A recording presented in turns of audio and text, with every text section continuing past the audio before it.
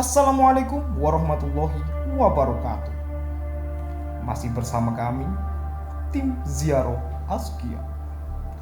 Untuk perjalanan pada malam hari ini, kita akan menuju makom Sunan Muria. Mungkin dari teman-teman belum banyak yang tahu siapa Sunan Muria sebenarnya. Apakah beliau seorang wali songo?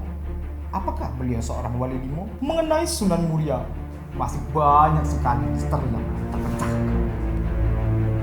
Mungkin pada malam hari ini kita akan sedikit mendengarkan tentang kisah ini.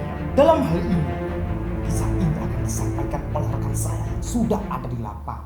Saya akan menjelaskan cerita ini dengan sekitar setajam, gergaji.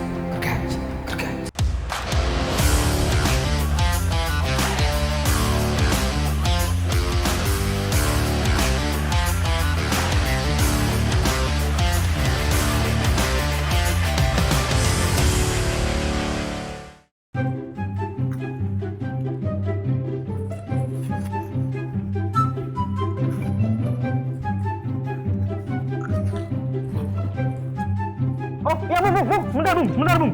Ya, lupa.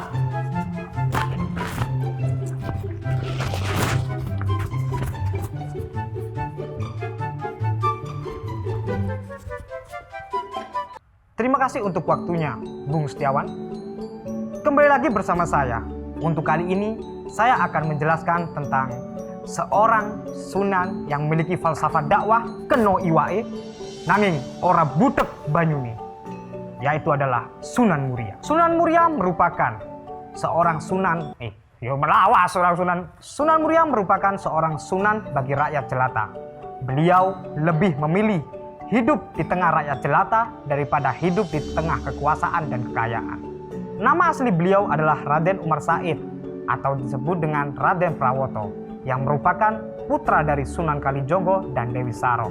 Sejak kecil, beliau sangat akrab dengan literatur keagamaan dan kesenian. Nampaknya, beliau menuruni bakat dari ayahnya yang gandrung akan kesenian. Sunan Muria lebih banyak bertugas di kota Kudus, terutama di bagian utara, lebih tepatnya di lereng Gunung Muria.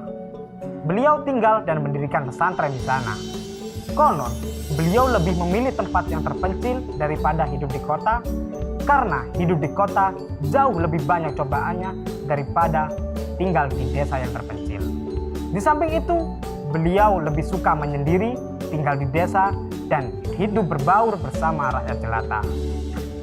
Sebab itulah beliau memilih lereng Gunung Muria sebagai tempat untuk berdakwah, yang letaknya 18 km di sebelah utara pusat kota Kudus. Meski demikian, beliau rajin berdakwah di daerah kota Kudus seperti Jepara, Juwana, Tayu, dan Pati. Dan metode dakwah yang digunakan Sunan Muria adalah dengan mengadakan kursus-kursus kepada para pedagang, nelayan, dan rakyat jelata.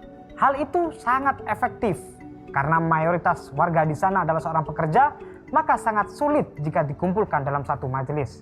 Sehingga beliau sangat rajin mengarang tembang-tembang Jawa guna memperkuat ingatan masyarakat akan ajaran-ajaran Islam.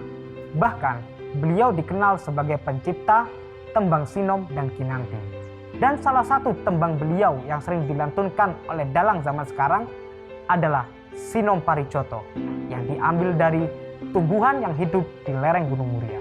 Sunan Muria menikahi seorang putri yang bernama Dewi Roroyono, yang tak lain merupakan putri dari gurunya sendiri yang bernama Ki Ageng Ngerang.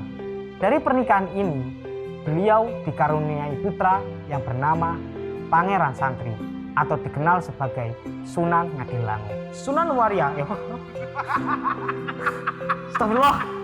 Sunan Muria wafat dan dimakamkan di Desa Colo yang terletak di ketinggian 600 mdpl. Makam Sunan Muria terlihat menyendiri di dalam cungkup dan hanya ditemani satu makam yang konon merupakan makam dari putri beliau yang bernama Raden Ayu Nasiki.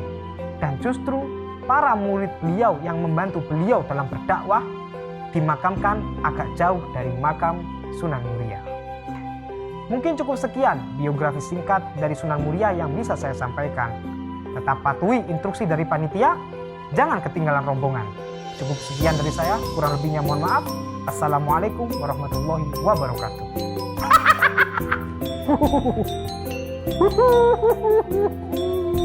Wes balake wes mari.